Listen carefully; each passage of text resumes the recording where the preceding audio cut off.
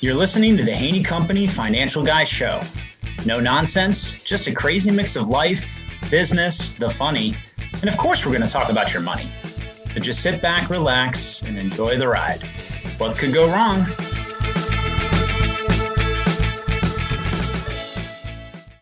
All right. Welcome to another episode of the That's My Financial Guy podcast by the Haney Company. I am pretty excited for my guest today, my 40 under 40 amigo, Irving Washington. How are you, my friend? I am well. Yes, we are 40 under 40 classmates. We are. Yeah, no, that was, man, it seems like a long time ago. It really wasn't, though. It was only a couple years, I think, but it seems like, the pandemic was an entire decade long anyway, so. Correct. So basically, it's kind of like dog years. So I think we, it really was 2 decades ago. I think. That's right. Yeah. No, I'm going to take that. I'm going to steal that, dog years. That's perfect. Yeah. So we always come out the gate on this show hot and heavy first. So the most important questions up front. So let's just dive right in. What food will you not eat under any circumstance? Oh, what food would I not eat? This may change depending on the day. I'll say what first is coming to mind. And, this is coming from a Black family, but I do not like chitlins. Very, very, very big in my family. The smell I could not get past, and I just will not eat it. Okay. All right. I can honestly say, I don't know that I've ever tried those. So, I guess just because of your response, I'm not going to put it high up on my priority list to try, but you should try it. It has a lot of history in the Black culture and family and just our history. So lots of people like it, not just Black folks, but for me, it's been one of those things where I really try because a lot of people in my family like it, but I just don't like it. Because I'm really adventurous with food. I try a lot. I really will try a lot. So that question is pretty big to say, which one will you not eat? And so that's the first thing that popped in my mind. No, I'm a similar type of. I'm not like a true blue foodie, but I'm willing to try just about everything once. So yeah. I'm kind of with you. It's good to have an expanded palate from time to time. Okay. But if you asked me that question when I was 7, it would be vegetables. Right, I know. Any of them. They're not on the menu.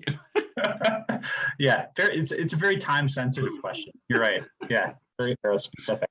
Okay, if you could be a superhero, what superpower would you want to have? Superpower. What's the most common one? Like flying. Flying would be, I think I would do. Okay, I know what I would do. I'm fascinated by human psychology. So I think I would pick reading minds. However, I need to be able to turn it on and off, so I don't constantly have voices in my head, literal voices in my head. But yeah, I think that would be such a fascinating. I think what I love is, and this is not any dig at any one person because this applies to me too, but I think what we say and what we do are always so different sometimes, and what even we don't understand that. So I would love to kind of see a version of someone externally and then hear their internal talk about it. I think that's I agree. I'm with you. I know that's an area I think we both share as a passion point. And I always kind of wondered, if you had that kind of almost like a video that was popped up about what's going on in your head as you walk around, like what would be showing. And I think that you're right. It's certainly that would be interesting, helpful, and probably a little provocative when you depending on the situation, the circumstance, what kind of conversation having. But yeah, okay. I think also that was a Black Mirror episode. I think like there was a world where all of your thoughts were recorded, or something was always recorded, so you could always go back and play it or see it. Interesting. Needless to say, as all Black Mirror episodes go, it did not go well.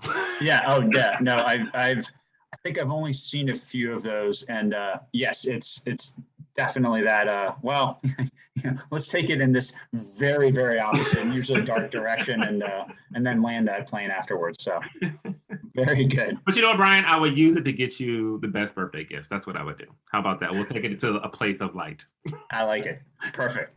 All right. Would you rather explore or visit underwater or outer space? Oh, this is easy. So I don't know how to swim.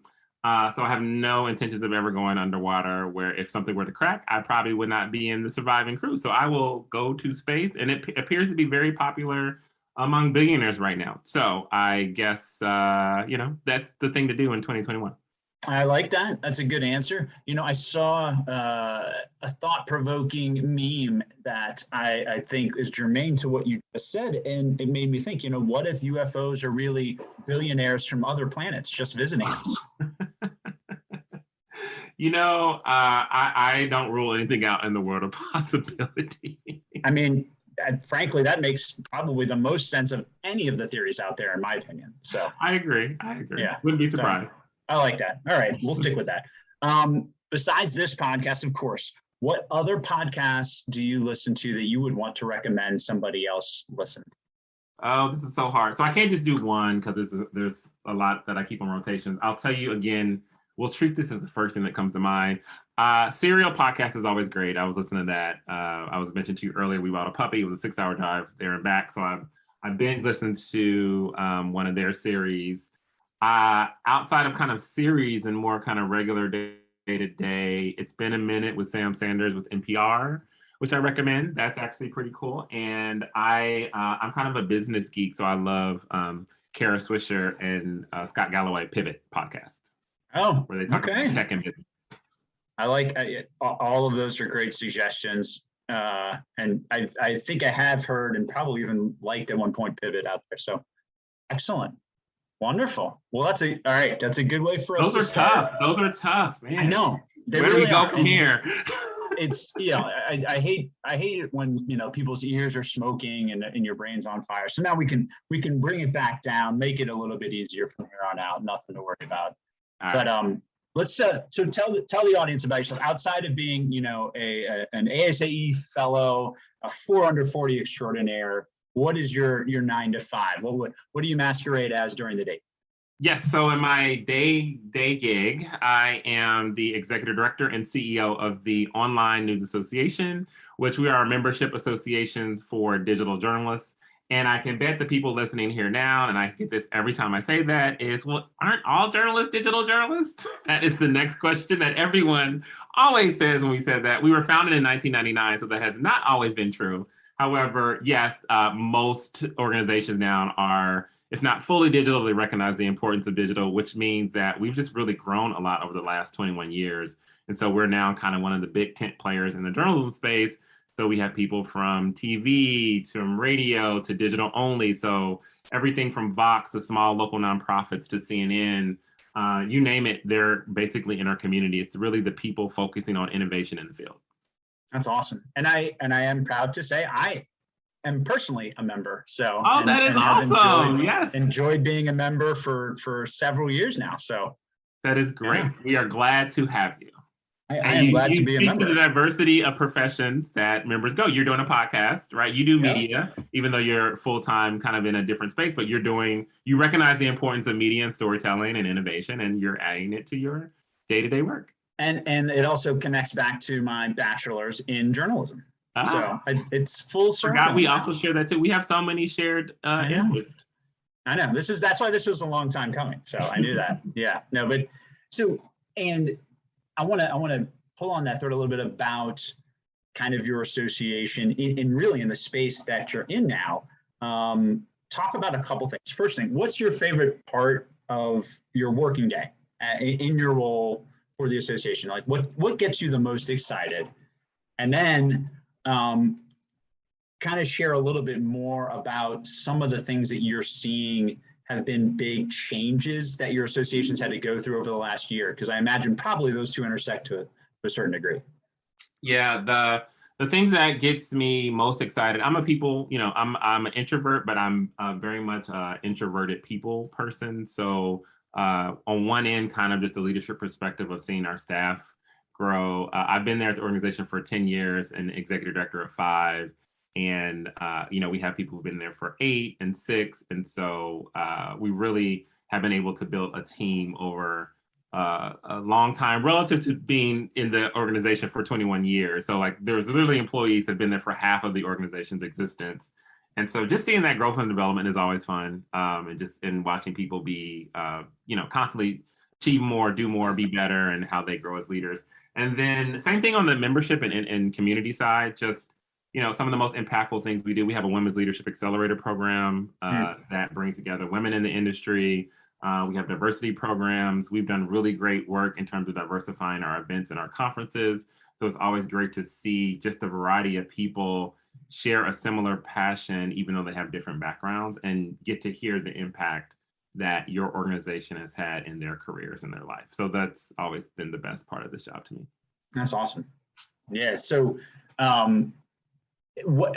let's tie into that as a theme. What are some of the things that have been on the forefront for your association and its membership?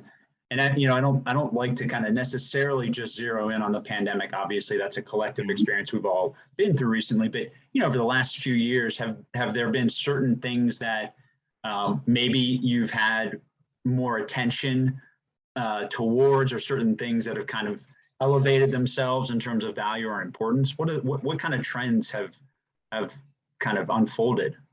So the easier question would be, what has not unfolded? Okay. Better. Yes. I like that. No, but I'll answer your question directly. Actually, I'll backtrack it a little bit more, because I think it's very, it's a lot of things intersect. So I've been with the organization for 10 years. I've been executive director and CEO for 5. And for everybody listening, I think this will click. I was announced as executive director in 2016, and I started in 2017. And for everybody listening, obviously there was a big shift that happened in our leadership in the country in 2017. And so I am starting a job leading a journalistic organization members at the same time as sort of that transition. So, and again, I think it's indicative to present day, which is why I took it back some. So right out the gate, prior to that date, misinformation, disinformation was not a terminology that was frequently used as much as it is now. There was a semblance of what truth was. I think it's never been great, but I think we generally agreed upon a certain set of facts. And now that has sort of shifted, where there might even be debate about if the sky is blue or not, and what are the arguments for the sky not being blue. So that definitely is a huge shift around what actually is misinformation, disinformation, and trust, which is still prevalent today. And that's not to say that the world was perfect in journalism before that, because there was a lot of issues wrong, but that was one. The other thing at the forefront, again, which is why I tied it back to 5 years ago, is diversity, equity, and inclusion. Yes. It's not lost on me that I'm the first Black man to lead the organization, which is still good for a 20-year organization, and I'm the 4th, I believe, executive director. But again, that just intersected with kind of the moment that has happened over the last several years. And journalism really was called out for just some abysmal things that we have as a part of our culture, still have as a part of our culture. So that is a big one. And then I would say the third one, because there's so many of these, is that another word you hear a lot now in our conversations is around the sustainability of the industry, between, just where, how people engage with news, the monetization of news, the quality of news. That is just such a huge topic right now. And so all of these things, plus more, sort of just kind of coincidentally intersected at the start of my tenure at O&A.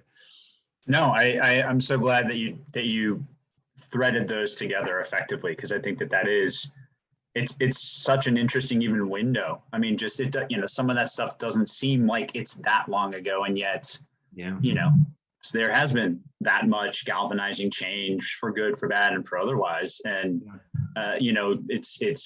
I certainly what had always excited me, especially scholastically growing up, about journalism as an industry is just, it's a window industry, right? It's or at least it's designed to be. So it's supposed to show you, culture, the world, and give you a framework to be able to kind of disseminate and dissect information and connect with stories from all over the place.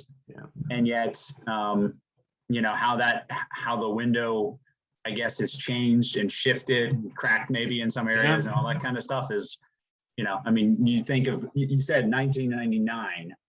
I mean, if we go back in time and really think about the concept of online, of taking essentially traditional mediums into an online marketplace, that's kind of where, a lot of that was starting to happen. And here's a very practical kind of example of that. Our founding story is one of our founders. There's several journalist associations. There's one that was very prominent, 20 years ago. One of our founders worked for MSNBC.com, and they were not allowed admittance as a member in this other journalistic institution because they did not consider MSNBC.com to be journalism. And so that is one of the tipping points of many people kind of in that position. And they were like, let's create our own thing. Yeah. Now the joke's on them, but it turns out this thing called the internet ended up being something kind of big, but Yeah, it's stuck around. It's not a fad, I don't think. I like it. Well, and I want to dive into, I was really excited because I know we definitely both share a passion when you mentioned diversity, equity, and inclusion. And I want to pull on that thread a lot because obviously that is something that is not just visible and a part of the cultural fabric, and has had a lot of events that have kind of, spurred, I think, hopefully a lot of introspection and healthy change. But, what are some of the things that you have seen that you feel are maybe the most impactful, and also things that are hopeful? Because I think sometimes there can be a bent towards negativity, or things can be framed in such a way so that way they're more emotionally provocative. But I know that you're able to kind of see a lot of that and probably see a lot of those positive shining lights. So let's talk about that a little bit.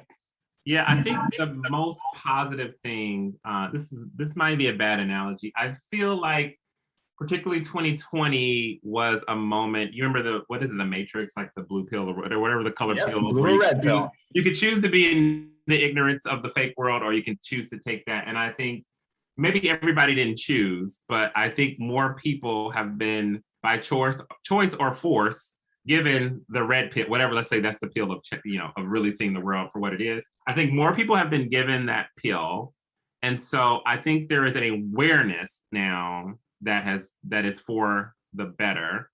And I don't actually I don't even think that is for solely but white people necessarily either, because I'm reflecting even on an awakening in me, having been fully, versed and immersed literally by demographic into DEI, and just looking at even things that I looked at, Norman. I'll give you a great example. This happened just literally over the weekend.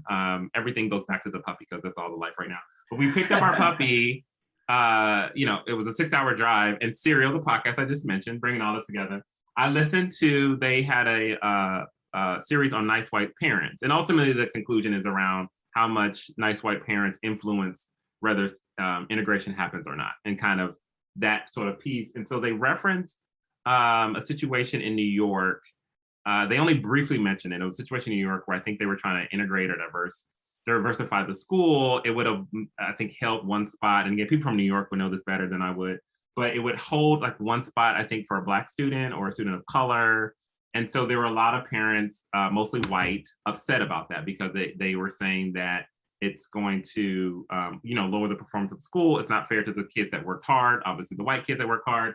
And so I was watching a news report on this. Like I went and Googled this because I heard it on the podcast, and I'm like, oh, I want to see how the news was talking about then. And I found a story. It was a series, so I don't know what other stories they did, but they did a series on that story because I guess the chancellor of the school, he retweeted a tweet that said, angry racist white parents. I forget the full tweet, but that was sort of what he used. And so the story focused on how people were shocked that the chancellor said this, right? And in this news story, they only interviewed white parents. And the only question that they asked the chancellor in the story that they showed was, how can you assure parents that their schools will not be? And I kept thinking, not at one point in the story did anybody talk to anyone Black a Black parent, or even if that language at the time felt charged, no one even questioned to say, is there anything in here that could have elements of racism, right, in the story? It was firmly planted in the view of how a white parent would perceive this story and all the questions they were asking. And so I'm also looking at that like, wow, would I even have had that awareness in 2015, whenever this was? And so I think that was a long way for me to kind of say, I think now that story would not fly, to have a story like that. Literally don't talk to a single person, Black or a Black parent or Black child or anything. And so that's where I do see as a positive. I think those kind of conversations will be questioned more now. No, that's such a great example. I mean, and I'm really glad that you framed it that way, because I mean, I think you're certainly right in terms of not just the heightened, like you said, awareness, eyes opened, but I definitely have seen, you know, a bigger capacity. I don't like the words fair and balanced, because I think that they get moved around really more to kind of market certain entities. But if we take them out of the marketing context and really talk about, you know, what's really fair is just hearing everyone's perspectives, because I always love the psychology example of if you have three people that see an accident and you interview all three of them, they give you three different stories, and they're all right?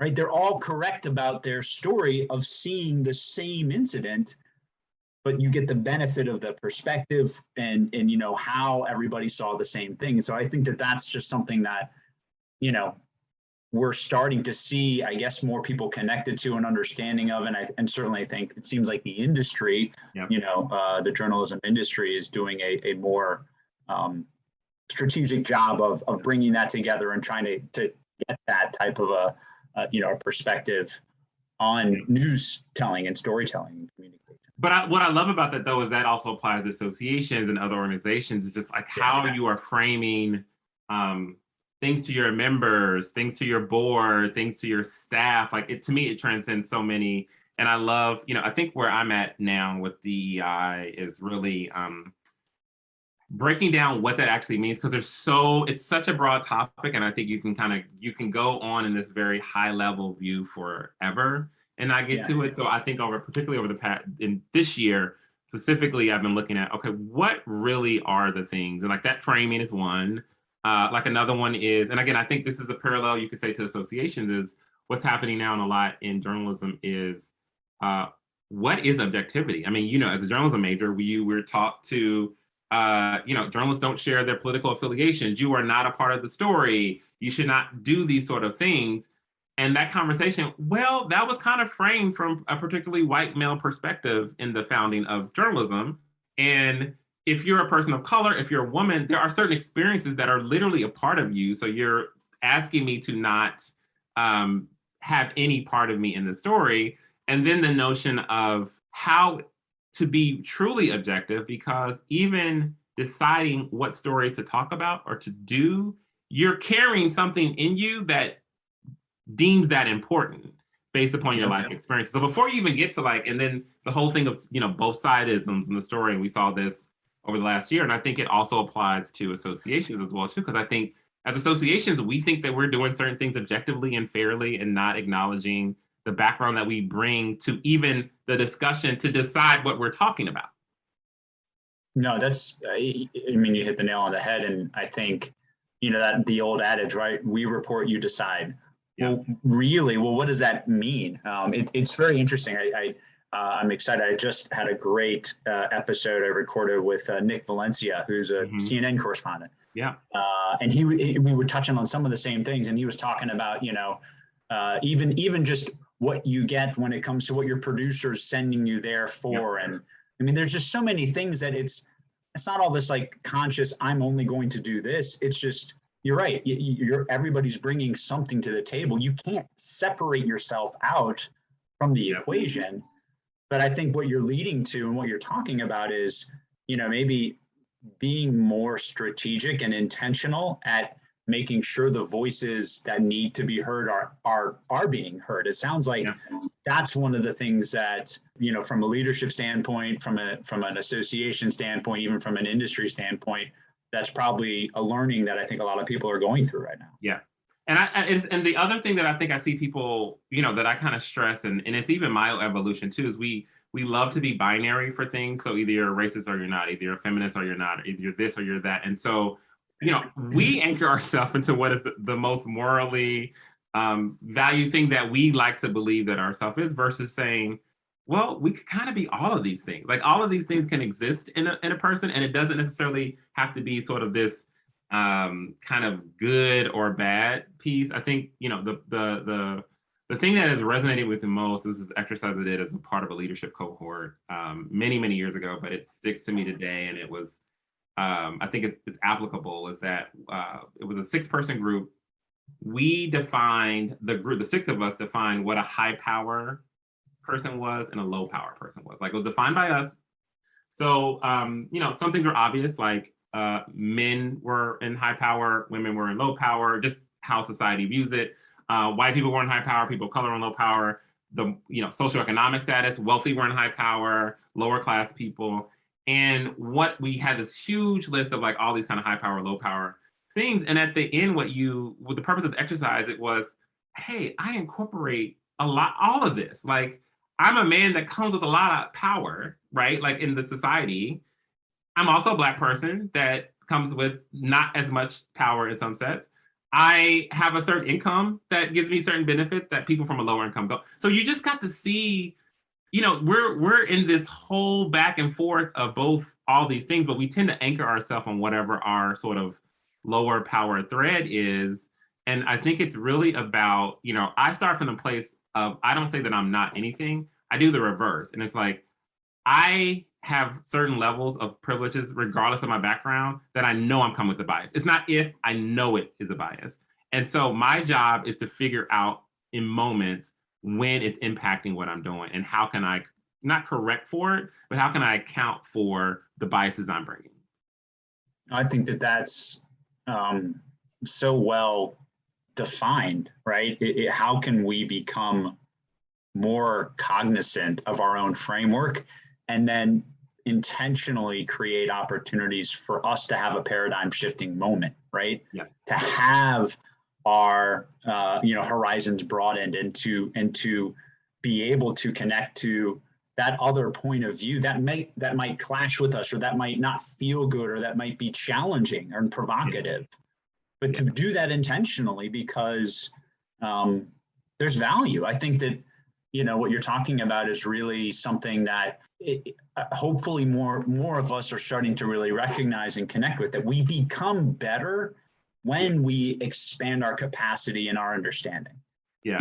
When we are intentionally provoked as people, and when we challenge certain assumptions. And it doesn't necessarily mean that we have to change a lot of things, but it allows you to feel, I think, more confident in the things that you hold true to. But then you also grow as a person. Yeah. You expand. You become a more well-rounded individual, and I think that only benefits society, right?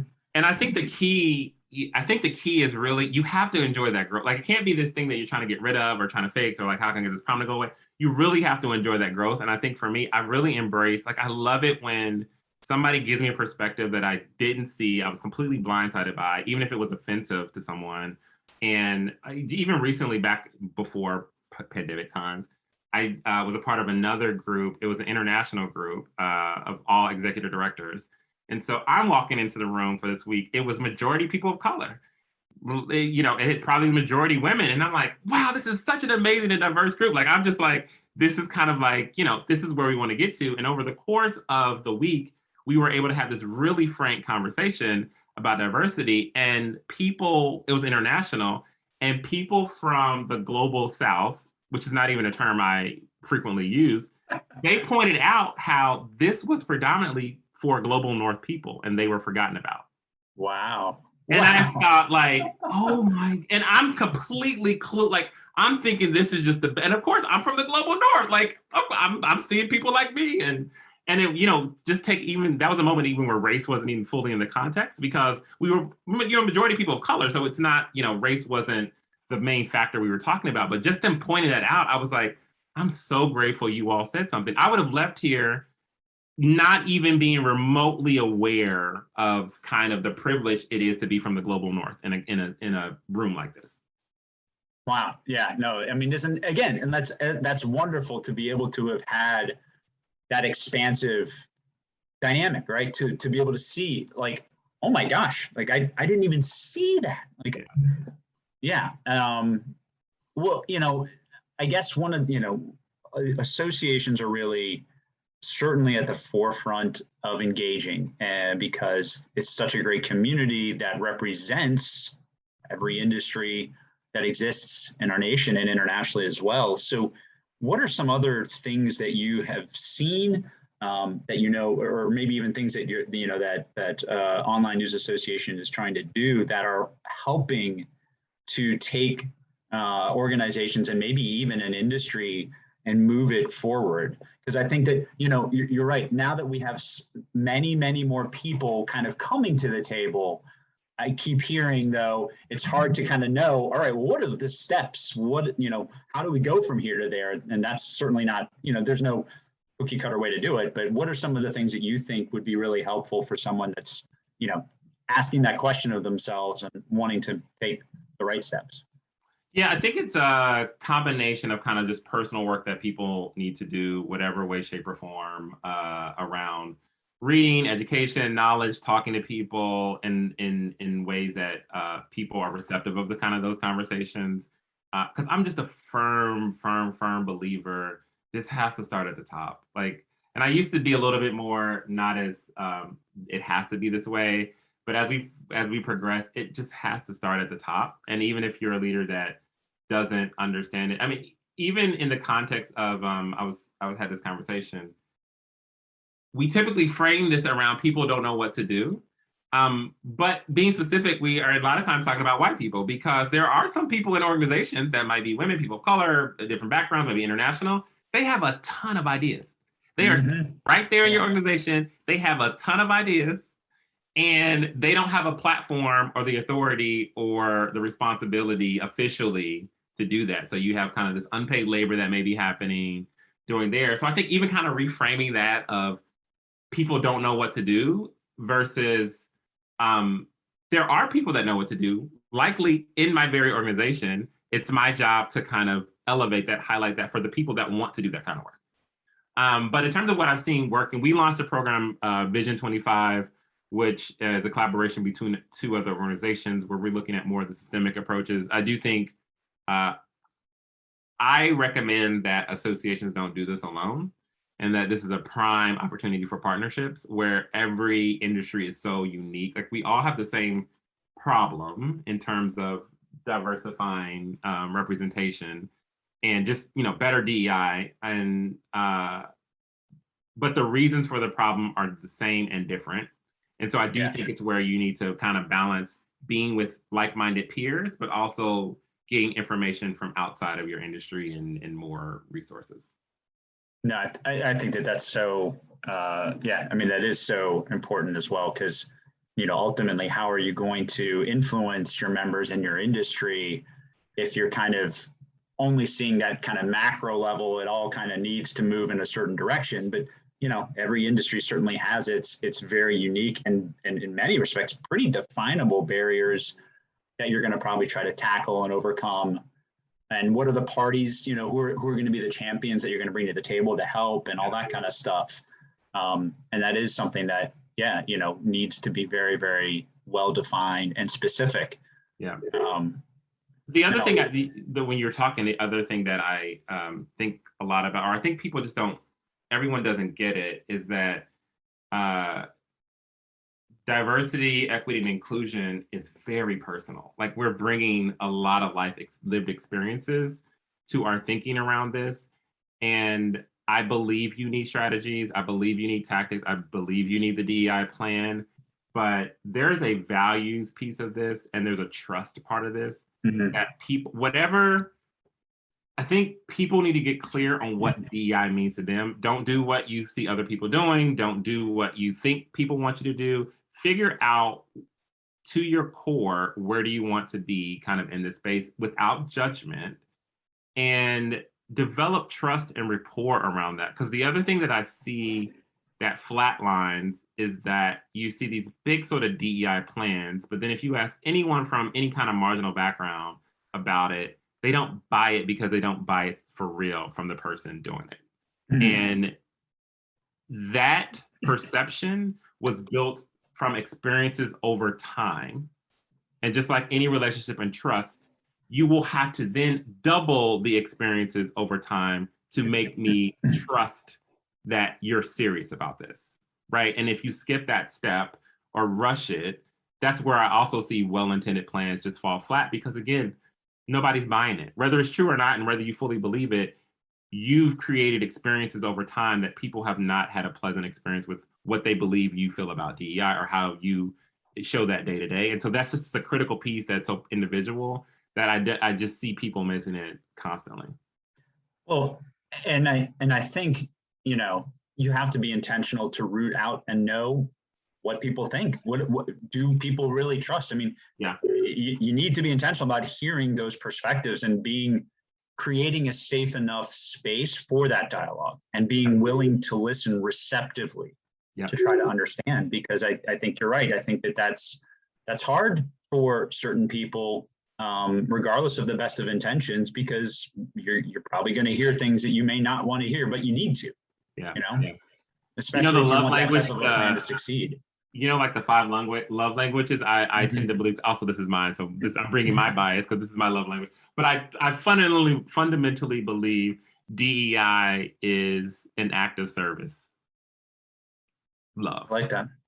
And you can put as much money as you want to put into it, with gifts. You can, I would say probably also quality time. I think it's somewhere in between those two. Is that people need to see, and love may sound like extreme, but I think it's such a relative good example of people need to see that love, whatever it is for you, around diversity, equity, inclusion. And I've seen so much when you get that right, even if you're wrong on some of your thinking, the level of support that you get and how many people want to help you and the movement that you get behind being aligned on values trumps any DEI plan I've ever seen. Because if you can get people on the same accord with that, the plan will come, right? But like getting that on the same accord with your team, with your members, you just have so much goodwill and so much movement. And I just, it's cliche, but I think it literally makes the world better if associations get that right.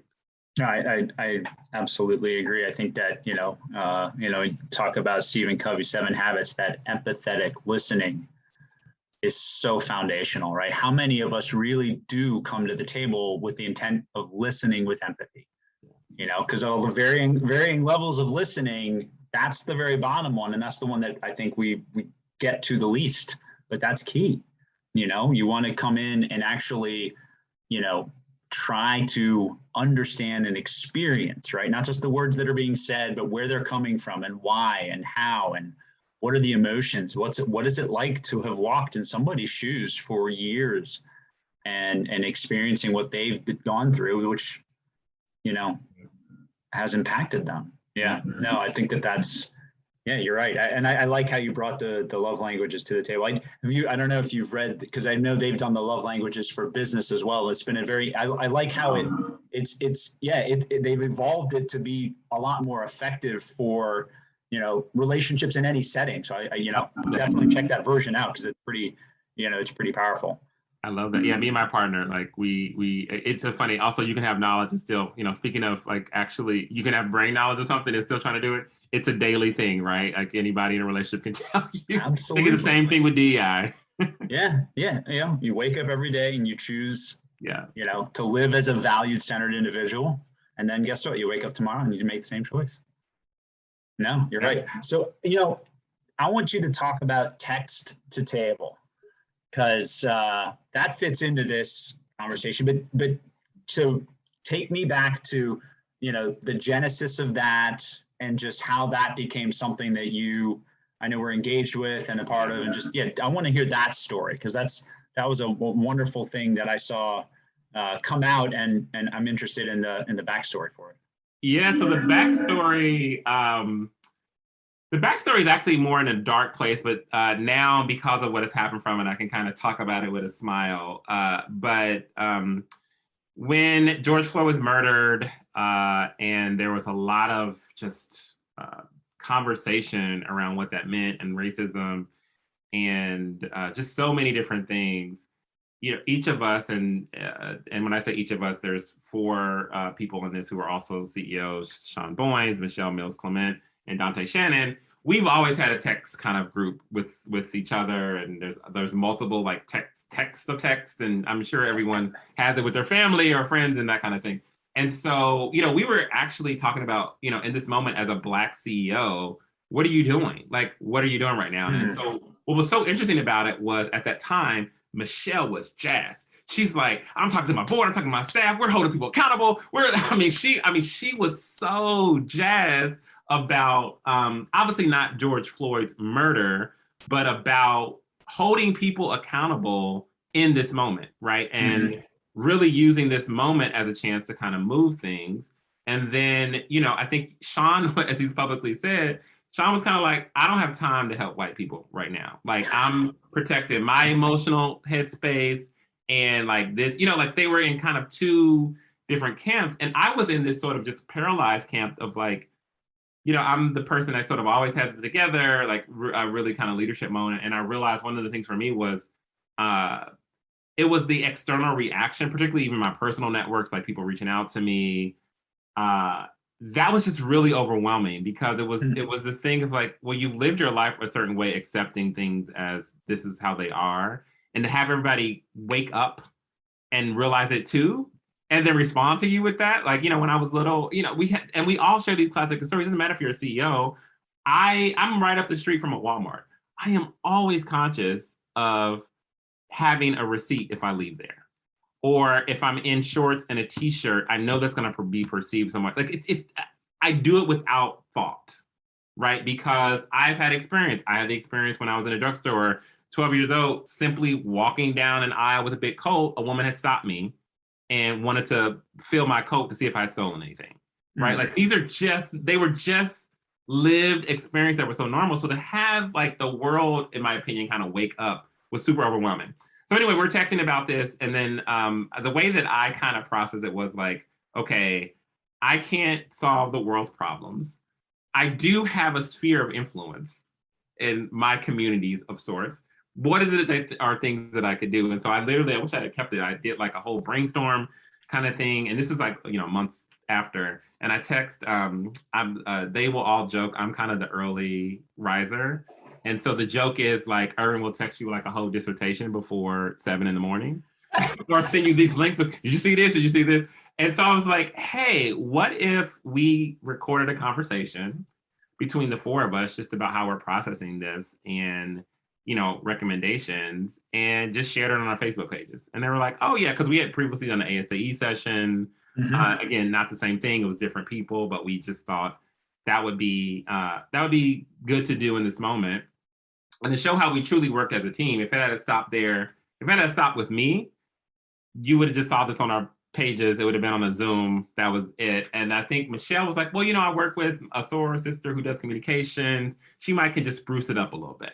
So then it came back and it had like this color to it and it looked really nice. And I also forgot, we recorded it.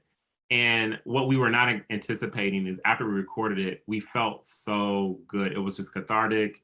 We just felt really good about getting that out, right? And so from there, you know, her communications person helped us kind of jazz it up a little bit.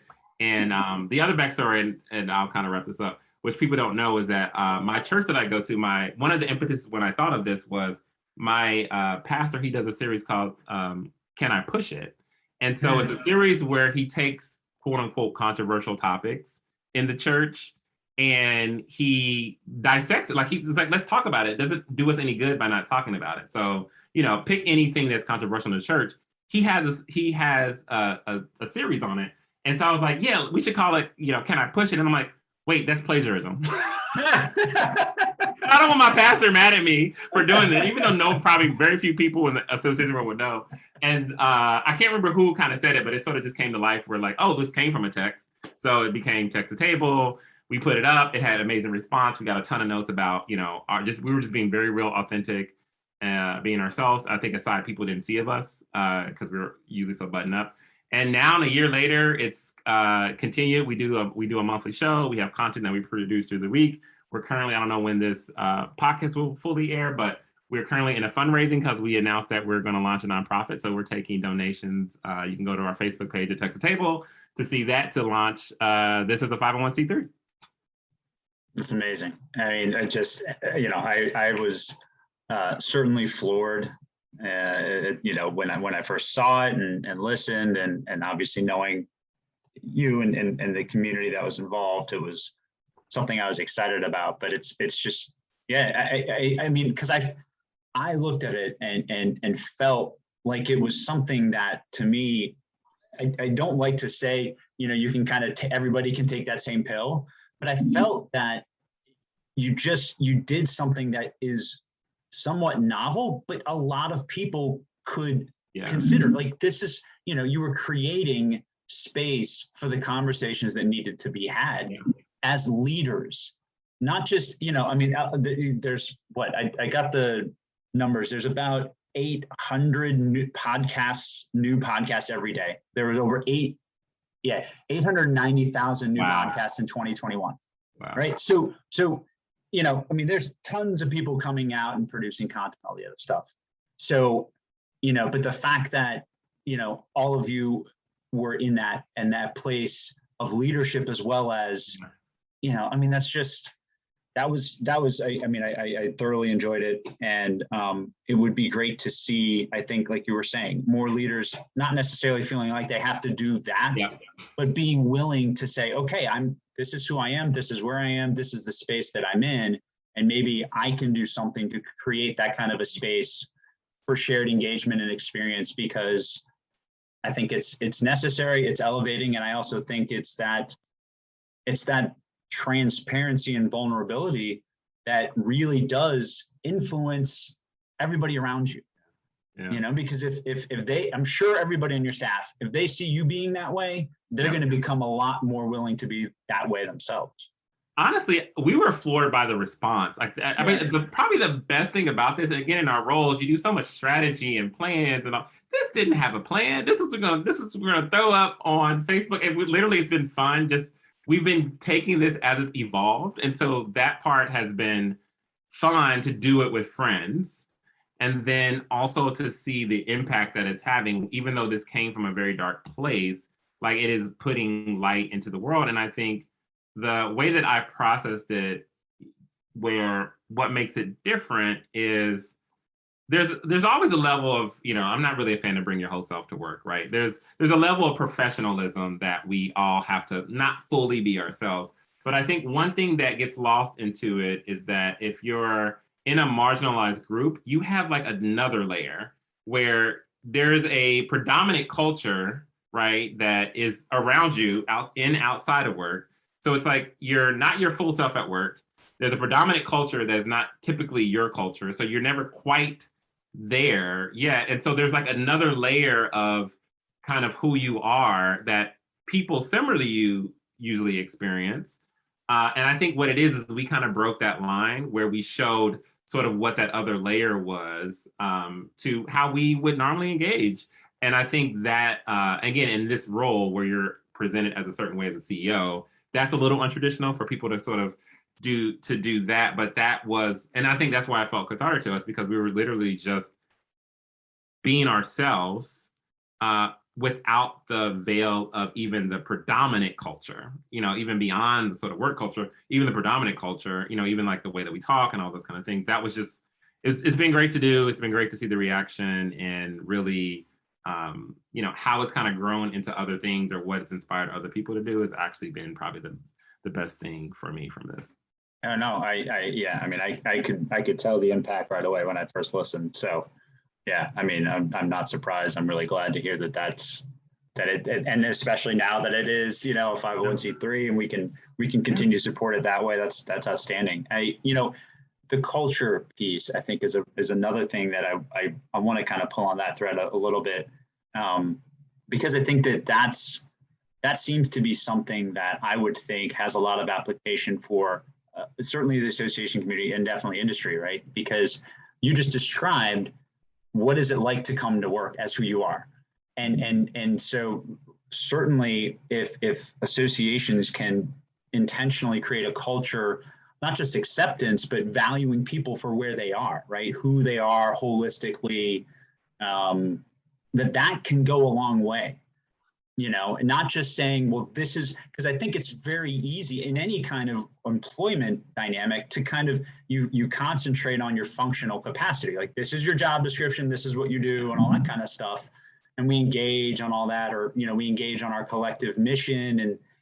But even in just that, you're unintentionally missing the people that are there and where they come from and all that kind of stuff. So I think that's probably something that I would think could really help. How would you see that playing out? What would you recommend an association do when it comes to exploring culture, especially from a DI&E type of framework?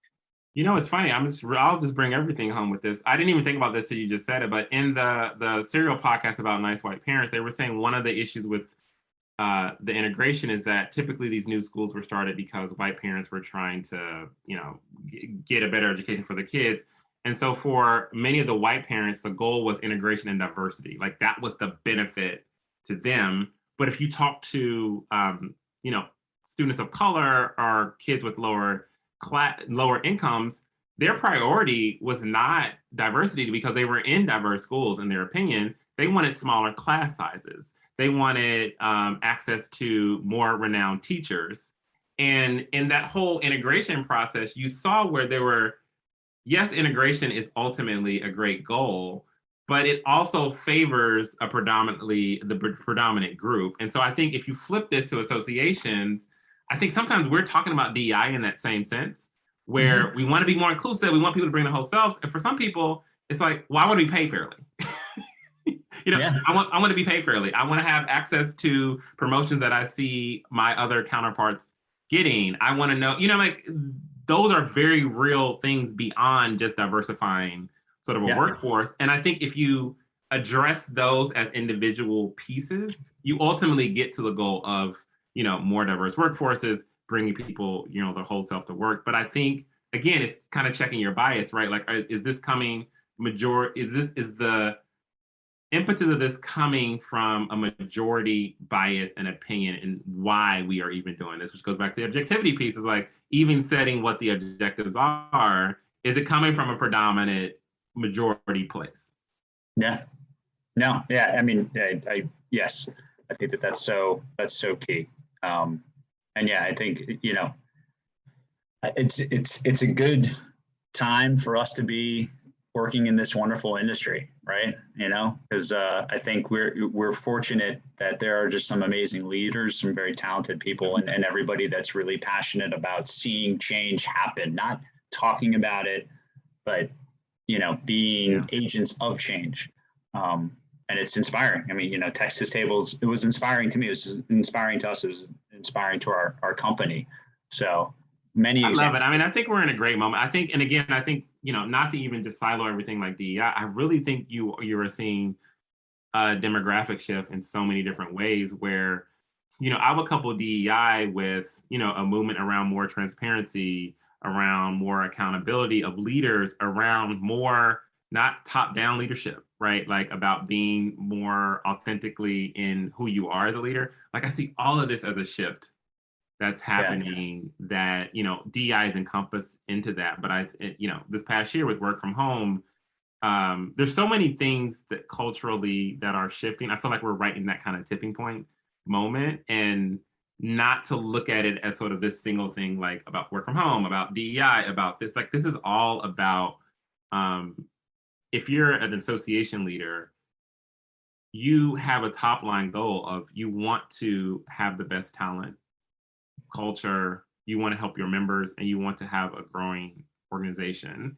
And that requires people voluntarily deciding to be a part of what you're doing.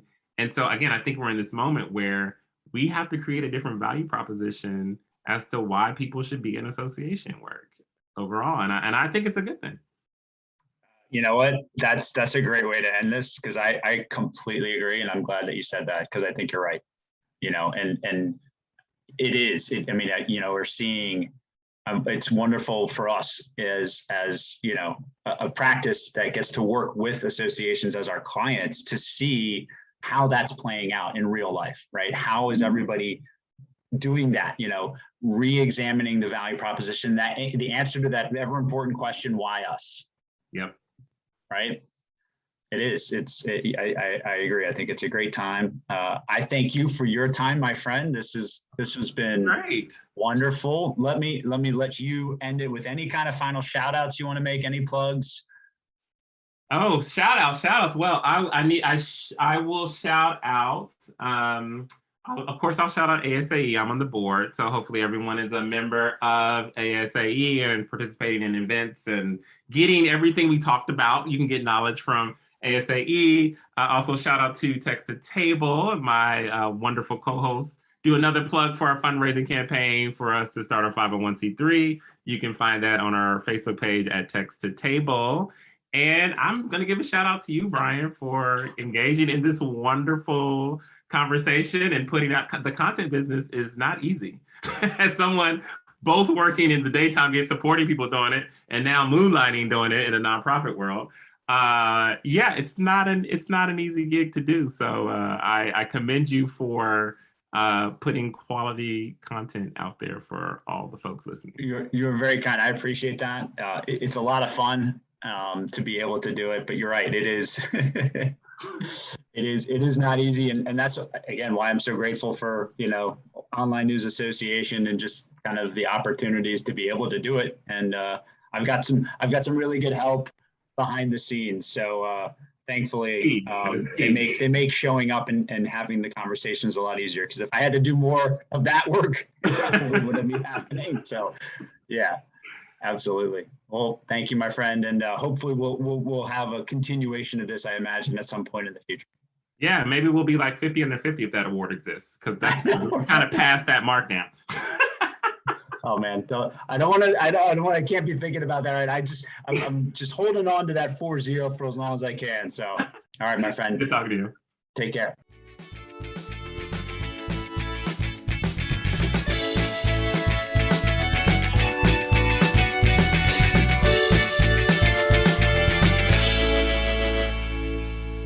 The information provided in this podcast is not intended as specific tax or legal advice and may not be relied upon for purposes of avoiding any federal tax penalties. The Haney Company, its employees, and representatives are not authorized to give tax or legal advice. Individuals are encouraged to seek advice from their own tax or legal counsel. Individuals involved in the estate planning process should work with an estate planning team, including their own personal, legal, or tax counsel. The information provided here does not constitute personal financial advice, but is meant as the conveyance of information for educational purposes only. All investing involves risk, including the risk of loss. Past performance is not indicatory of future returns. Guarantees are backed by the claims-paying ability of the insurer. Brian Haney is a registered representative of Coastal Equities Incorporated and an investment advisory representative of Coastal Investment Advisors Incorporated. Investment advisory services are offered through Coastal Investment Advisors Incorporated, and securities are offered through Coastal Equities Incorporated, member FINRA SIPC.